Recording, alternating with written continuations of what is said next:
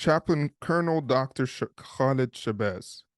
We know him as the man who converted to Islam as a young man, became the highest ranked Muslim in the U.S. military as a Muslim chaplain. He has 4 master's degrees and 2 doctorates, and has written 6 books. But Colonel Shabazz doesn't see just that. He also sees a young boy who was in special education at one point, a young boy who failed ninth grade and almost failed out of high school twice. He sees himself as a survivor of molestation by a family friend he thought he could trust. He sees himself as a 21-year-old that got shot in the back, and he also sees himself as a lost young man who almost got kicked out of the military. You see, Colonel Shabazz is not just a clean-cut success story, but a story of triumph through persistence and resilience, never giving up and never losing hope. Colonel Shabazz, someone once asked you how it all started for you, and your reply began with, "Unfortunately, it started when I was a young kid. I was molested by a family friend." Why do you hold that to be the starting point to your journey? And what is the importance of that in your life? Well, it's the importance of it is one in three people in this world have dealt with molestation. Men see it as a badge of shame, and sometimes they don't recover from it. That statement in itself has had many men to cry in my arms, many men to say, "What gives you the courage to say that?" Many men say, "I've been struggling with this all of my life." And so I make it a starting point for myself because it's healing for me and it's healing for other men. And so the second part of that is showing and helping people understand it doesn't matter what happened to you in your life, it's what you choose to do to overcome those things. And I can tell you, it has endeared a lot of people to me, just on a level of a human being. It transcends religion. It transcends ethnicity. It transcends race. To be able to be a man of my size, I'm 6'4", 265 pounds, a man of my stature, I'm a colonel, I'm a PhD, I'm a very successful man, and a man of my religious base, and all of those things, I should be hiding that type of information. But to start off with that information, it automatically endears people to me, and they know that I'm one of them. You gave me a response of hindsight, which is often 2020. But let's go back to when it was foresight, when you had to look forward to the future in those moments and hope for a better one. How did you deal with going through that as a child? And Well, I didn't deal with it well, and that's why you see the That's why you see the failure after failure after failure. I was a happy-go-lucky kid. Before then I ended up going in special education because I didn't want to talk to anybody. when was Uh, that? When did you go into special education? that was eighth grade, all right? Um, then ninth, 10th, and 12th grade, I failed because I was hiding. I was ashamed. So I didn't have anything. What were you hiding from and ashamed from? Is this going Well, back to the I'm ashamed from the molestation. I mean, the authority figures in my life failed me. And because they failed me, I never told them. I mean, because I love the people in my life. I didn't want to tell them because they were going through enough. You know, I grew up in a single parent household, and my mom had so much going on in her life. I didn't want to add to that. I understand that some nights we didn't eat. I understand that some nights uh, we had what we call roaches, and they would go over the food, and we would have to brush the roaches off the food and eat the food. I mean, we're very poor people, and so she was doing the best that she could, and I was an insightful kid, so I understood that, right? And so why add to that, to a single mother who's working 2 and 3 jobs just to try to make it? And so yeah, that set off a lot of bad stuff for me. Gave me poor self-esteem, poor self-worth. Um, and so the only thing I actually had in my life was basketball. And so basketball got me to college, but I was still drinking myself to sleep at night. I was fighting every weekend. I was Anybody who looked at me with a jaundiced eye, I just would beat the hell out of them, right? Because I thought they were looking at me because of the molestation. And so at the end of the day, it just made me feel like a horrible person. Wow. So what there's a lot here I'm interested in. It's a lot. Yeah, it's a lot.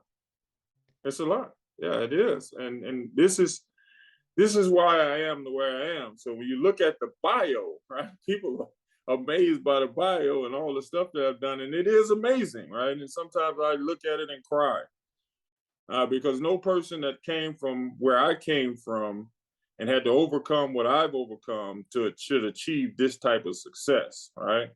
But for me, because I had poor self-esteem and poor self-worth, I wanted to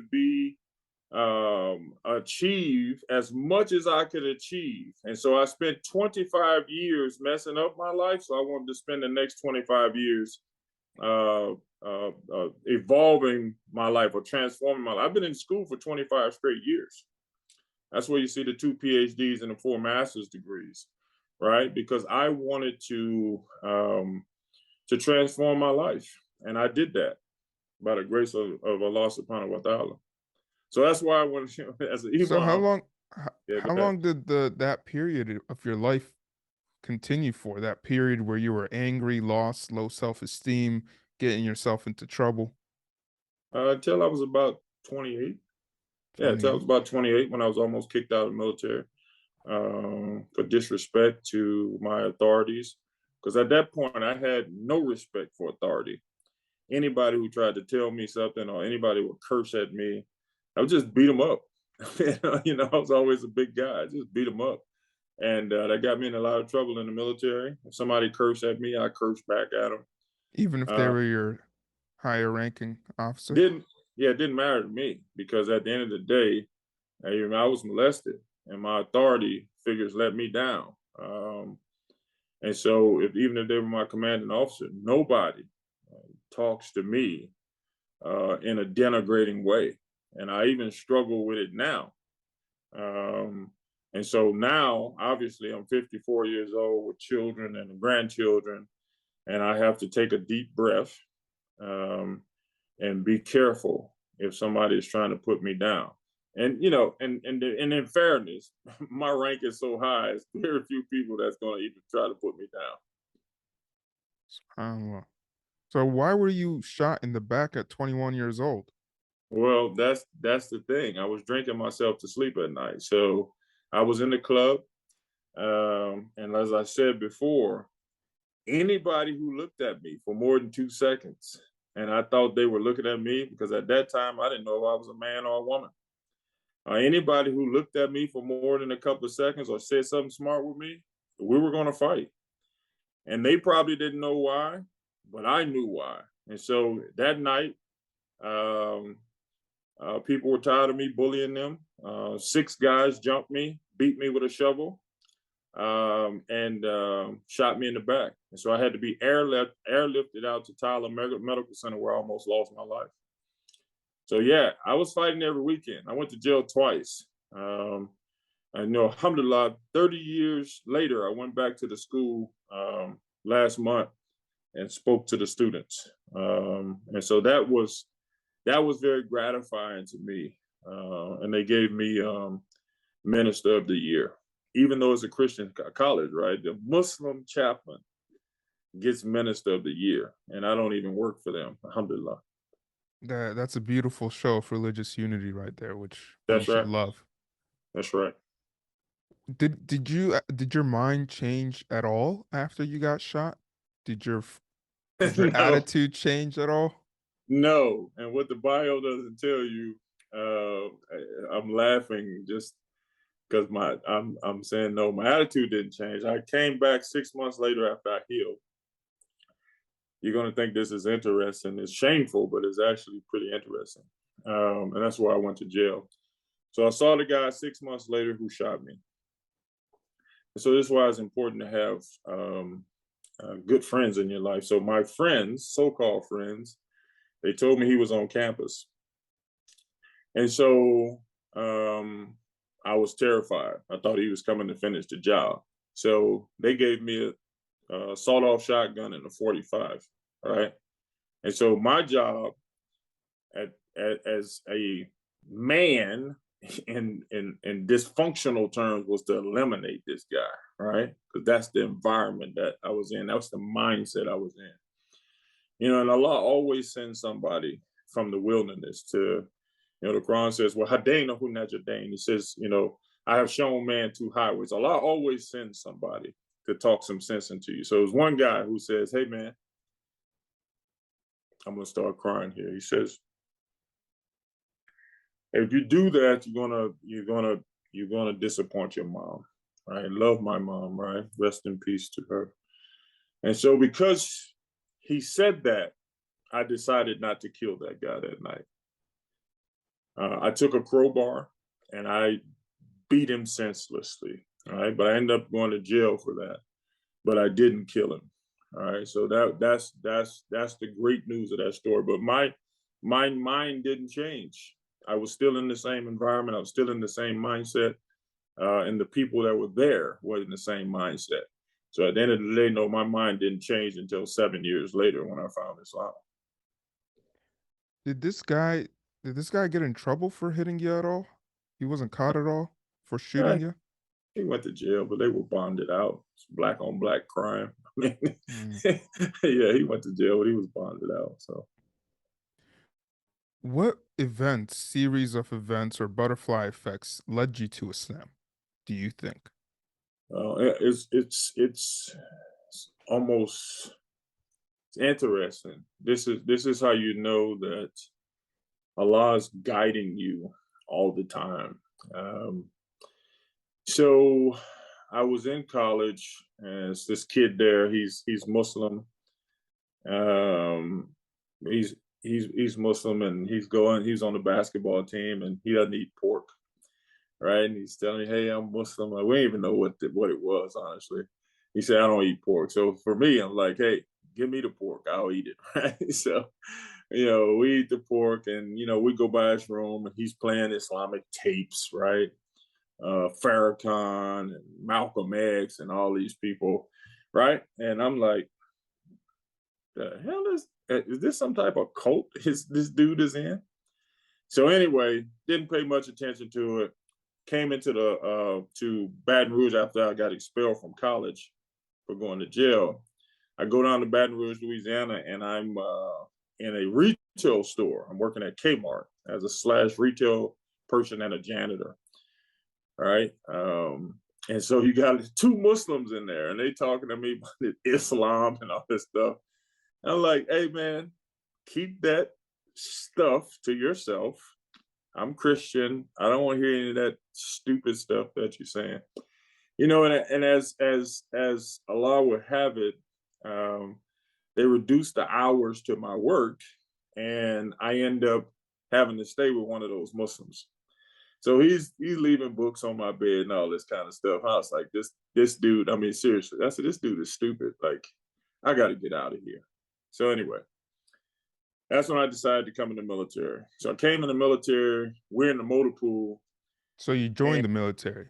I joined the military. I just had to get it. I had to get away from this guy, you know. But Oh, so uh, you joined the military to get away from a Muslim guy that was I, kind of yeah, I mean, that, you know, my wife, my girlfriend was pregnant too, so you know, it's economics as well.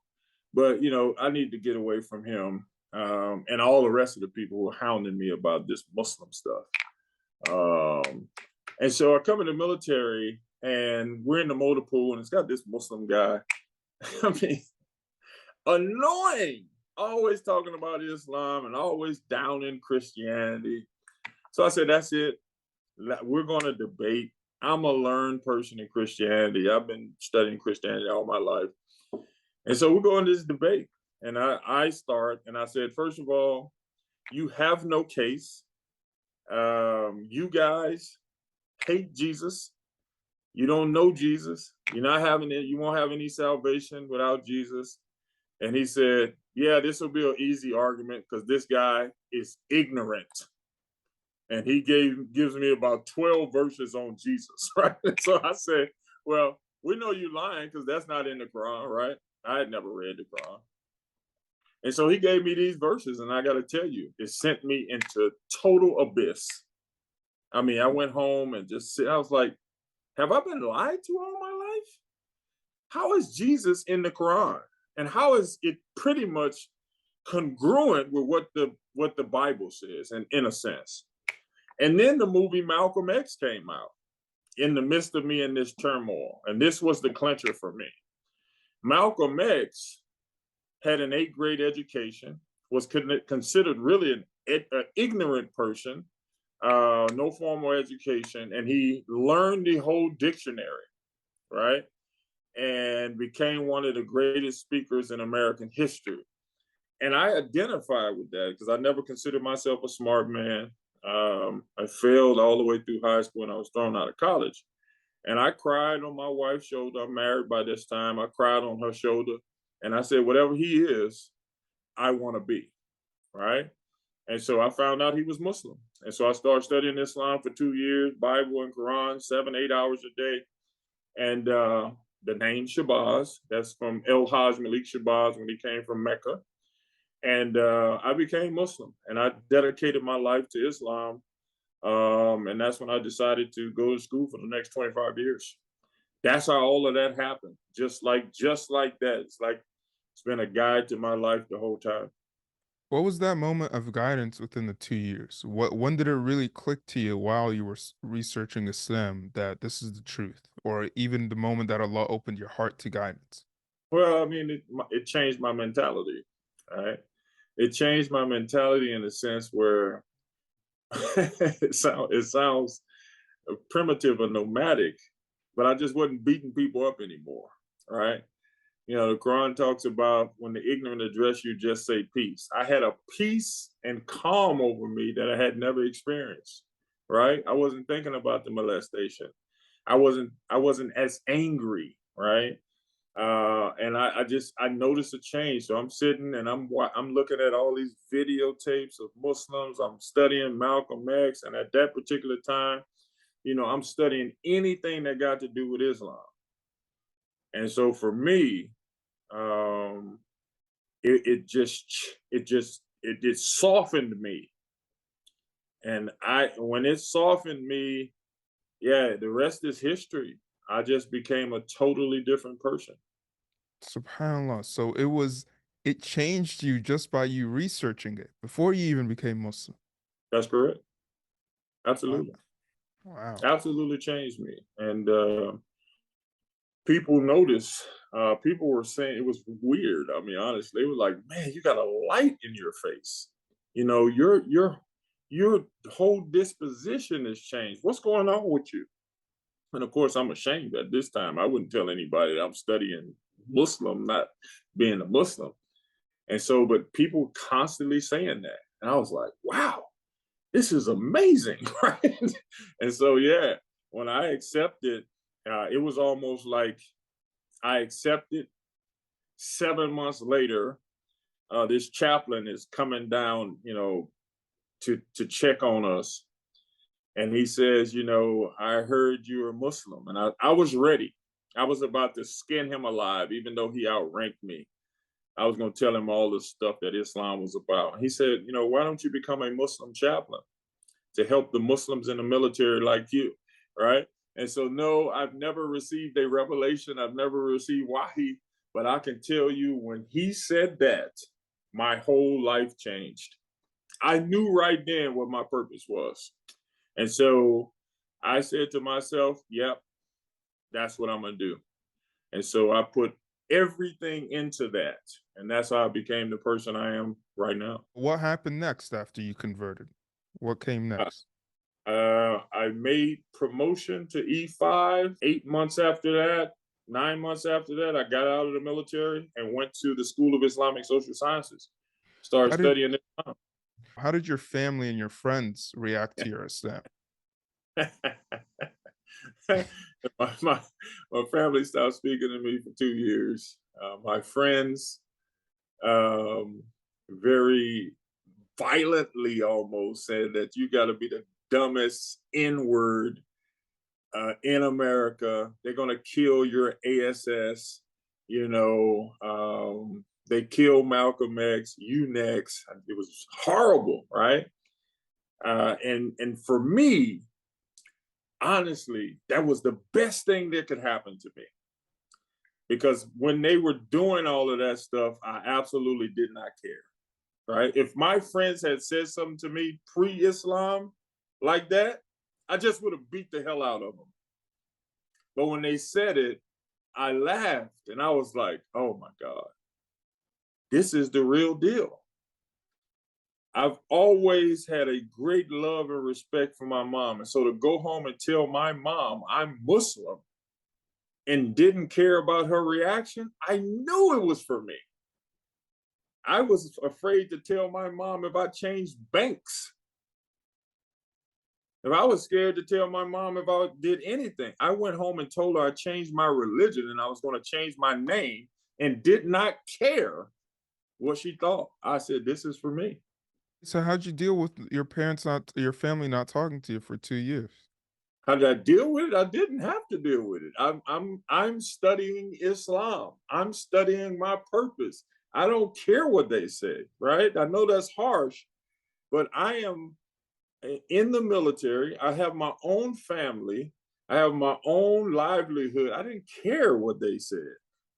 I just didn't care. I didn't care what my outer family was calling me crazy and, he's in a cult, and I didn't care because I was so focused on studying and being a Muslim and changing my life. I just didn't care. Do you think a part of that was that Islam and while you were reading the Quran and studying was one of the only times that you finally felt the healing of your past come to fruition? I don't think it was healing my past. It was giving me a peace for my future. Right? I'm gonna say that again. I don't think it was healing my past at that point. It was giving me a peace for my future. And what I mean by that is I had something to look forward to as juxtaposed to my past. Right? While I was in turmoil, I kept looking to my past as a mechanism of failure. All right. When Islam came, I had something to look forward to as a mechanism of going somewhere going forward. It's a big difference, right? And so it was only later, being a international speaker and a inspirational speaker, where it began to heal my past because I started talking about my pain and the molestation and being shot and all that kind of stuff. I had the self-esteem and self-worth to talk about that, right? Islam gave me that self-esteem and self-worth. I never would have talked about that. How about your wife? How did she react to your Islam? She was very supportive. Once I changed my name, she never called me Michael again, right? She didn't immediately convert to Islam, and I got to be honest, had she not, I wouldn't have cared. If she had taken the kids and left, it sounds morbid, but I would have said Alhamdulillah, because at that point I was on a journey, right? But she couldn't immediately accept it because she had to see if I was really serious. So after about 4 to 5 years, when she saw me praying and reading the Quran and changing and being in school, she said it's real, and she accepted Islam. Well, on what premise did she accept Islam? She accepted on the premise that I was serious about it, right? She accepted on the premise that what I was doing, what I was going out teaching, how I had actually changed my life from really being a thug, a misguided thug. She said, if this has changed his life, it's real. I mean, I don't think people understand how bad I was, right? This personality in another mindset is dangerous. I'm a highfalutin extrovert of extroverts, right?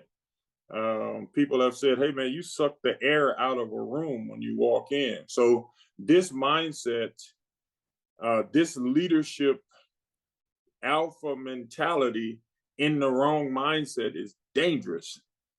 But as a leader, as an imam, it's beneficial to the people that I meet. So your wife converted to Islam based off of the beautiful character change that she saw happen in you. Absolutely. She was married to you when you were a little bit more aggressive and egotistical? My wife was married to me when I was being carried off to jail in college. My Really? wife was there the night I got shot. My wife was there when I used to be a drunk, and she used to hold a basket when I was throwing up in the basket. She was my girlfriend.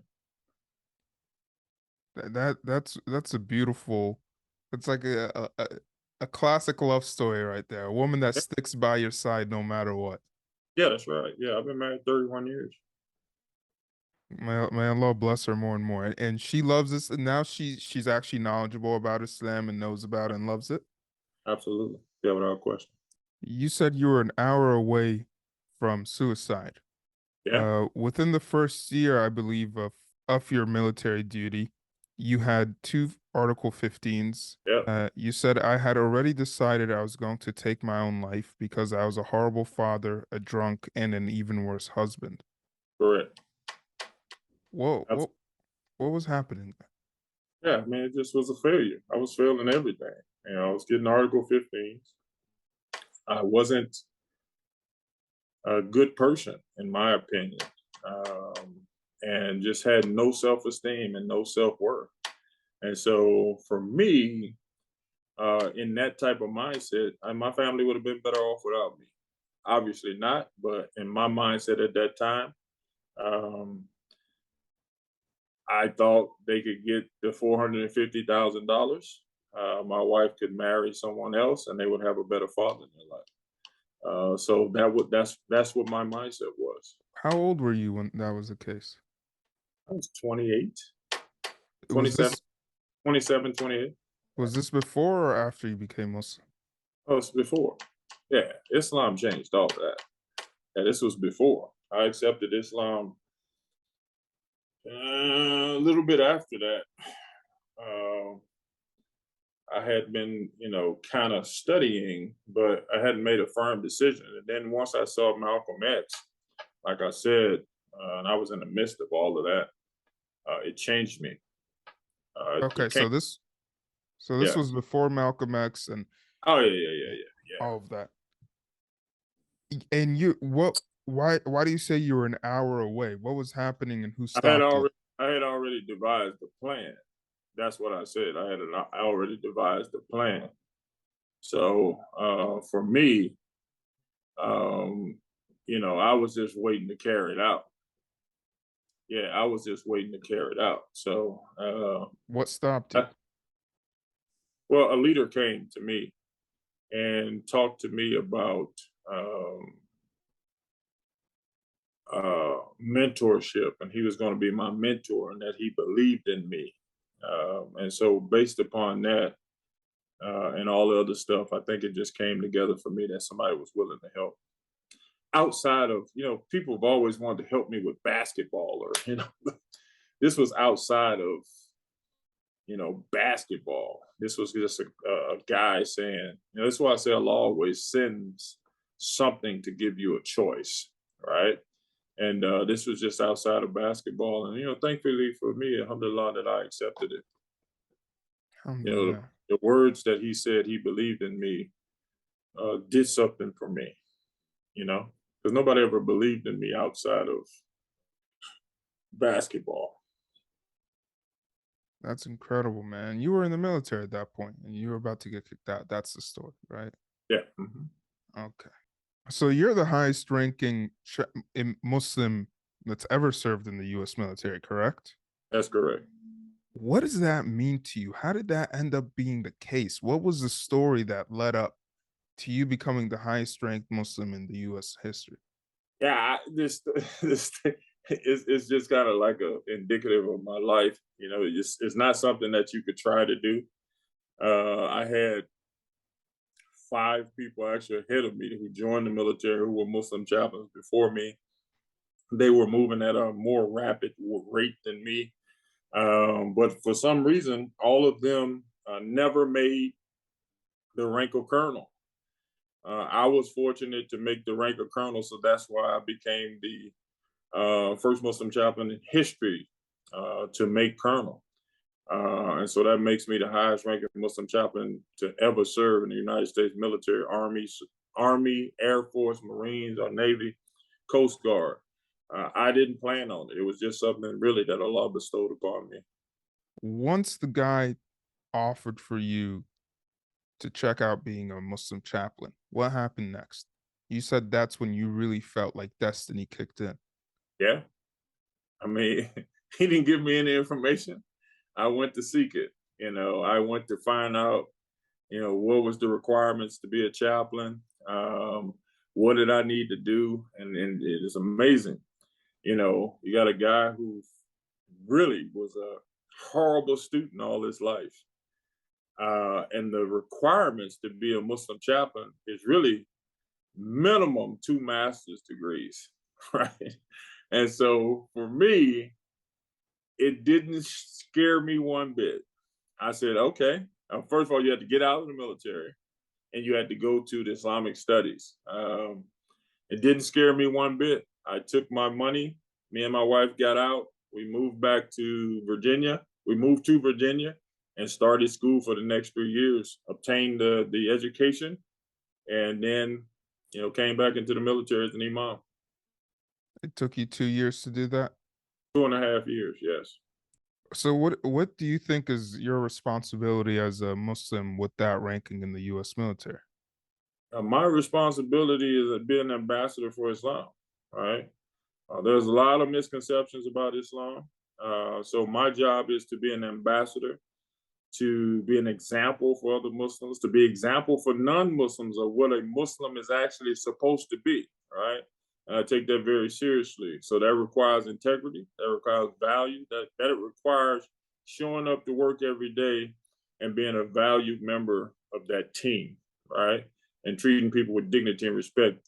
But most importantly, or equally importantly, I should say, to help Muslims not be ashamed to be Muslims.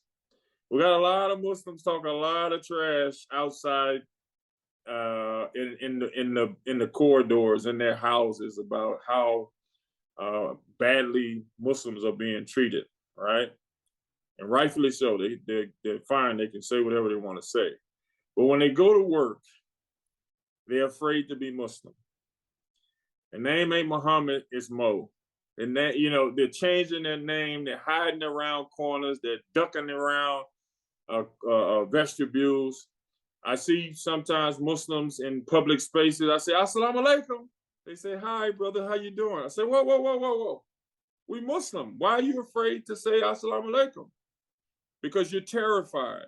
And so if you're ashamed of your religion, my job as an ambassador of Islam, and I take that very seriously, is to provide an example of not being afraid to be Muslim. That's why I'm on the internet. I'm not ashamed of my religion. I'm Muslim. I actually wear a crescent moon on my uniform and on my hat, and I am 100% proud to be Muslim. So that's a big responsibility. Did you ever receive any backlash in the military for Always, being Muslim? always, always.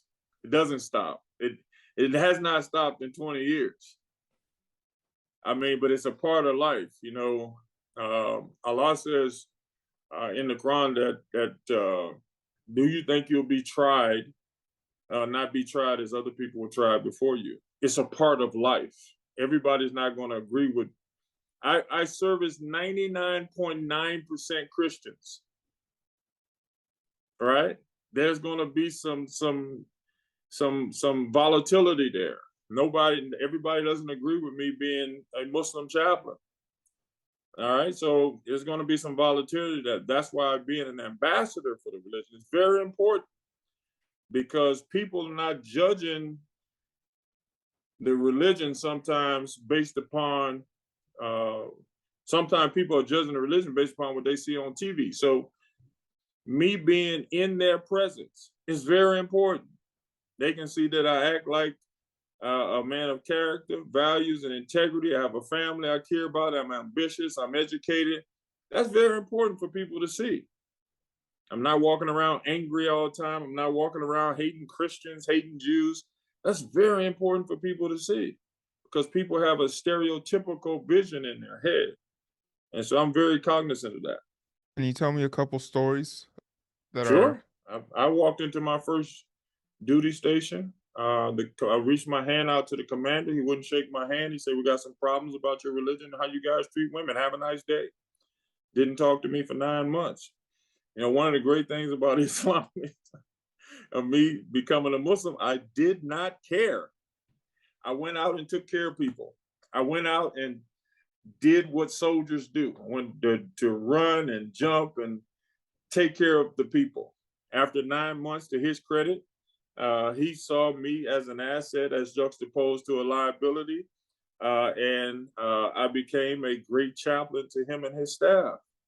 I think sometimes we don't understand that that's part of the struggle. We read the stories about the Prophet Muhammad sallallahu alaihi wasallam, where people threw trash on him, where people spit on him, where people treated him very unkindly. But somehow you think that people are supposed to treat you kindly all the time? You're not really following the sunnah of the Prophet. Life is difficult. Islam, being a Muslim is difficult. This is a Judeo-Christian society, sorry. And so Muslims sometimes have been painted into a difficult light. And so you got to realize nobody's going to bend over backwards to make sure that you're treated fairly all the time. So I understand that. I guess that's what I'm saying.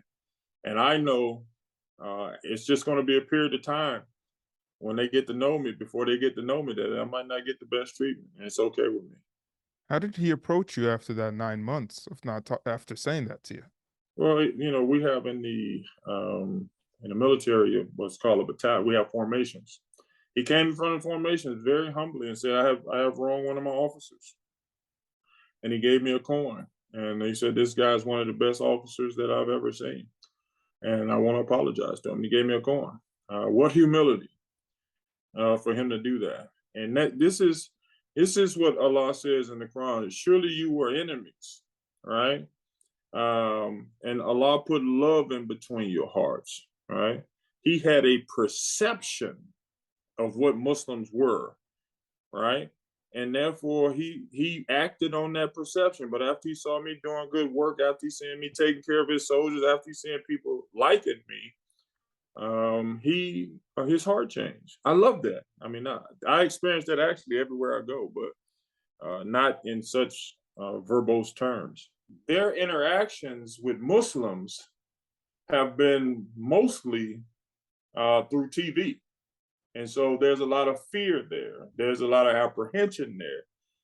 And so when you're talking about that type of fear and apprehension, you know, there's going to be some anxiety when they meet a Muslim, because it's and I had some experience. I don't know if you know this, but I'm African American. So I had some experience being African American and being an extremely large African American, where people have stereotypes against me for my race. And so sometimes people act on those things, and they come with a lot of stereotypical consternation. So those folks who hadn't acted with Muslims, they might not act according to, you know, how you think they should act.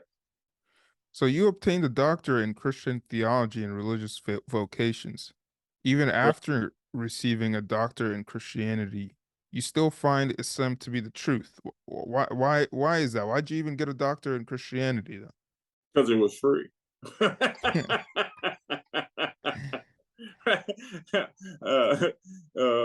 The knowledge of is free. I'll take it. And second of all, 99.9% of my soldiers are Christian, right? And so if somebody's offering me a free degree to come to that school and study, it's easy for me because I can be able to speak to Christians in their language, not debate them, not try to proselytize them, but give them words from their religious book to say, hey, stay strong, stay encouraged, don't give up. That's important to me because I was an hour away from suicide. So having the intricate knowledge of someone else's book to say that, you know, God specifically said don't give up. I call it transcending boxes. Some of the Muslim chaplains that have came in, they were born into the religion and they couldn't connect with people. Allah has blessed me to be able to connect with people in their space. And so my hope is when people leave out of my office, they leave there stronger. Allah guides, I do not. So it has been very rewarding for those people to want to come and see me. Some Christians might be surprised that you got a doctorate in Christianity and didn't revert back. Why is it that you stayed a Muslim even after becoming a doctor in a Christian theology? Well, you know, Allah is very clear. He says, "Kuhu Allahu Ahad, Allahu Samad." There's none like Him. All right, that has been the resounding factor in my life. There's none like Him. We're monogamous. I mean, we are monotheists. All right, we're monogamous too most times, but we're monotheists, right? And so God being one is everything for me. They can debate, you know, the Quran says, let's come to common terms. Let's say God is one, and then everything else we can debate. So that has been a common theme for me. People can have whatever religion they want, but for me, the one God really solidifies me as being a Muslim. Alhamdulillah. So what kind of difference have you and other Muslims been making in the military? Oh, just, you know, some of the things I told you in the beginning. You know, sisters can wear hijabs now. In the military? Yeah. Brothers wear beards. We have they can get off for Friday prayer with pay. All right. We teach them Arabic. You know, we have in Fort Hood when I was there, we had the largest Eid in the military history. I get a certain amount of money each month to buy books and literature. So we've made ardent strides. We just came from the Pentagon. We have the iftar at the Pentagon, and we just did Eid at the White House. So in the last 20 years, we've made phenomenal strides. MashaAllah. So you were in the military during 9/11 and the Iraq War. That's correct. First, how did you deal with the reality that the institution you worked for, therefore supported, was deliberately attacking a Muslim land based off of false allegations of weapons of mass destruction? Well, And that's a lot of politics, and one of the things we did was, as Muslims, we got a fatwa from Dr. Taha Al-Waini, and that fatwa is in line with the Quran that says specifically, we as Americans, we're in right to defend ourselves.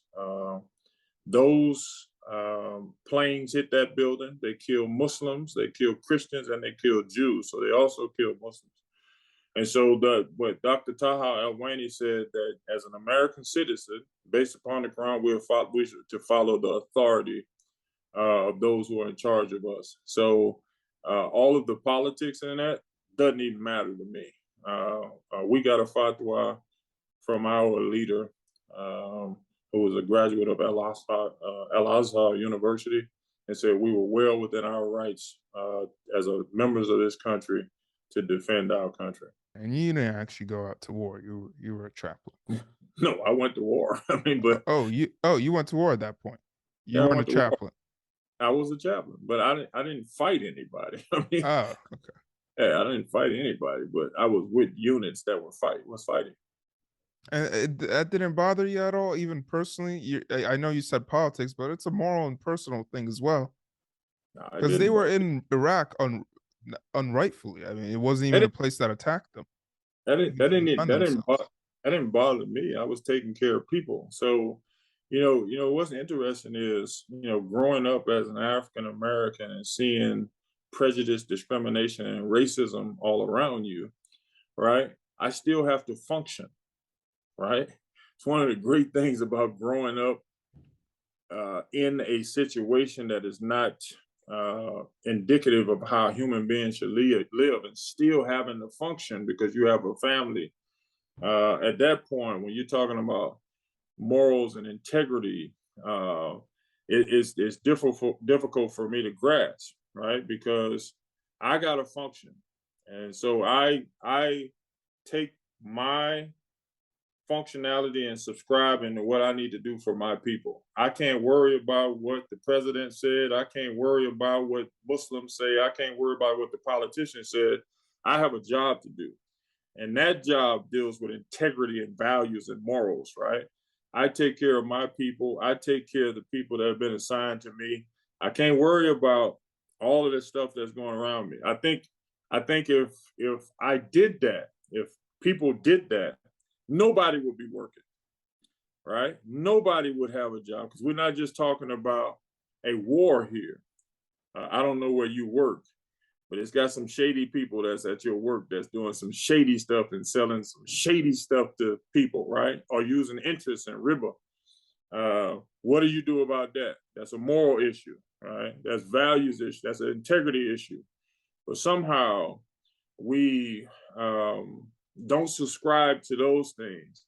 We subscribe to people and to places like army and all the political world. We got to function.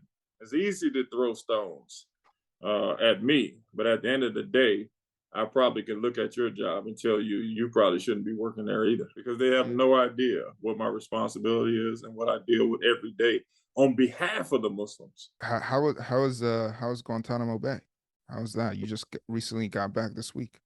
That was great because some of the things I do as a Muslim chaplain um, are intricate to helping out the Muslim folks, not only the Muslim detainees, but also the Muslims on base. So we help soldiers get Arabic supplies. We help soldiers get Qurans. We help soldiers write memos for hijabs, beards, Friday prayer, Ramadan, Eid, halal food in the dining facility, and cultural awareness class. I did 2 cultural awareness classes while I was there. So these are things that I would say only I could do in the military context because there's only 4 imams in the military.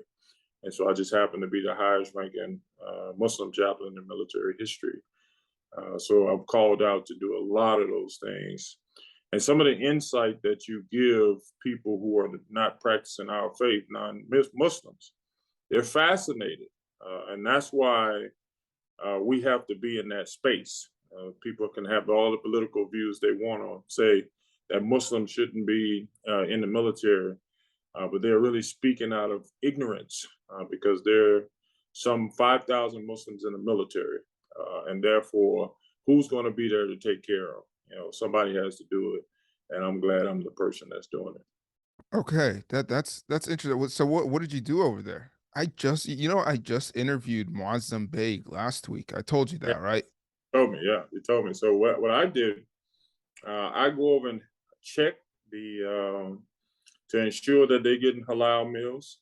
I check the menu. I ensure that the dining facility is halal. All the food that they're getting is halal. All of the desserts, everything that they're getting, I make sure it's halal. I make sure that all of their religious needs are taken care of. They get to pray on time. They get to do anything that is in accord with our religion. I get to go very honorably and go certify all of those things to make sure that they are treating those folks right. Did you get to talk to any of them? Any of the Guantanamo Bay prisoners? I can't tell you, but yeah, my job over there is very essential. All of that stuff is classified.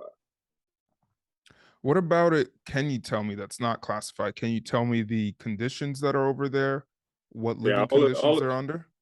all of that's classified, but I can just tell you, I can't tell you specific conditions, but they're living very well. They're being taken care of very well. Really? Absolutely. Because as you know, Guantanamo Bay is notorious for being an oppressive prison state or prison industry. Yeah, allegedly, but I was there 20 years ago. I was one of the first imams to go in. I replaced the young Muslim chaplain that was arrested. I went in and thank Allah that they allowed me to make conditions better. So without all of the political ramifications of whatever goes on and wherever the folks there, my job as the imam is to ensure that I advise the commander that conditions are better. That's all I can say about that. But if you Yeah, sat down with Muazzam Beg, who was there for 2 years and was in solitary confinement and, had some of the worst situations happening to him, yeah. uh, would you be able to tell him that the conditions are good there, that everything's good, or? Well, I mean, there's two different perspectives. He was in there, right? And so a person that's in there is probably going to have a different perspective than a person that's outside of that. Like, you could tell me anything you want about the military and tell me all the bad things that you heard about the military. And I can very adequately say to you, yeah, you don't understand. I'm in the military. I've been in the military for 28 years. So my perspective is going to be different from yours. You understand? So his perspective is going to be totally different from mine because he was inside and I was outside. And so maybe during a real conversation, he can't see the improvements. He can only see his own situation. I see. Is there a common misconception of places like Guantanamo Bay that you think people should know about? There's a lot of misconceptions about a lot of things. I can just tell you from my foxhole, sometimes people don't understand what the intent of leaders are. From 2004 to 2023, man, the conditions. I mean, we're talking. I just left there to certify halal meals. Think about that. Let's think in a big picture here. Let's go to a regular prison. You think they're making those type of concessions for regular prisoners, detainees in this case? No, they're not. And so, and I don't want to get too technical here, but they're making a lot of concessions to ensure that those things are met. And so when you look at it from that perspective, they're really going above and beyond. And we're not talking about politics here. We're not talking about why they're in there. We're not talking about any of that stuff. But I'm talking about making sure their religious needs are taken care of. That in itself, I mean, that's huge. I mean, that's huge. And that's for me, I was like, wow, you're bringing an imam down to certify that they have halal meals. That's phenomenal. Yeah, but couldn't you also say that there is only one religious people that are there, which are Muslims, and so that's why, and they're only there because they're Muslim, and they don't even have a fair trial or have Well, gone through any we're regular not legal proceeding yeah, as. but we're not talking about legalities. We're not talking about them being the only people down there. We're talking about what they're doing to make sure that they're taken care of. I don't care about any of the politics. I don't care about the legalities. I don't care about what's happening behind the scenes. That's not my lane. My lane is to ensure that they're being treated with dignity and respect, right? And so that's the only area that I'm in. I don't get into the other stuff. I'm not a lawyer. I'm not a politician. I'm an imam, right? And so people want to get into the extraneous, why they were there, why they were picked up. Yeah, that's not my lane. And so this is where people get themselves intertangled into to religion and culture, and start to me mix up things. And I used to do that when I was a younger person, and it confused me from being close to my religion. As a matter of fact, I'll tell you something. Everybody who wants to convert to Islam, when they come to me, I always ask them, are you coming to Islam for spiritual guidance? Or are you coming to be a political person? Because everything that you're telling me, not you, but everything that you're telling me right now deals with politics. You're talking about your hatred for other religions. You're talking about what the other religions aren't doing right. Have you studied the religion, and is this religion for you spiritually, right? And the answer is always so confounding to them, right? For me, I came to Islam spiritually because I needed to change my life. I was focused specifically on what the Quran says. The Quran, when I picked it up, it was such a beautiful revelation. It says, ذَلِكَ الْكِتَابُ لَا رَيْبَ فِيهِ هُدًى لِلْمُتَّقِينَ. I mean, that blew my mind. It says, this book is a book of guidance and there's no doubt in it. I said, whoa. Who will study this book for 482 how it should be studied? Another mind-blowing thing. It tells people to bring any challenge you want. You can't dispute it. No other book I had read challenged me intellectually like that. And I grew up Christian. I went to Jarvis Christian College. So for me, sometimes Muslims come to Islam and they're involved in a whole lot of politics. And this is why spiritually, in my opinion, that's one of the books that I wrote, while we have a lot of Muslims, we haven't grown to the level that we're supposed to grow, because we're so engrossed in what other people are doing wrong, and we're not growing personally in our spirituality. My humble opinion. So why was the other imam fired? Well, what happened there? I'm not quite sure, but that place is a classified place. So at the end of the day, if it's classified, like I just told you, he has to have the courage, whether he's talking to a Muslim or not, to say, I can't talk about that, right? Because if it's classified and we have a secret clearance, I can't tell you anything that goes on there. And you put it on the air, I'm in jail, I'm fired, and you say Alhamdulillah, right? It's not your life. It's my life. And so I can't be pressured into say anything. And I think what happened in that situation, and I don't particularly know, I think he violated some of those principles. He was later exonerated 2 or 3 years later, but his life was already ruined. So and that's why I went on the little diatribe there about having the courage to take the religion from a spiritual aspect instead of all of these politics. These politics will get you into some real trouble. Yeah. You've gone through a lot, man. You've almost attempted suicide, and now you are where you are. MashaAllah, subhanAllah. What's your reflection on all of this? That Allah is subhanahu wa ta'ala. He when people really look at me, they know God is real. My story is such a fascinating story. I think it's quite evident what you can do when you put your trust and faith in the Lord of the worlds, right? And so when I reflect back, man, I think I'm glad that I had an opportunity to live.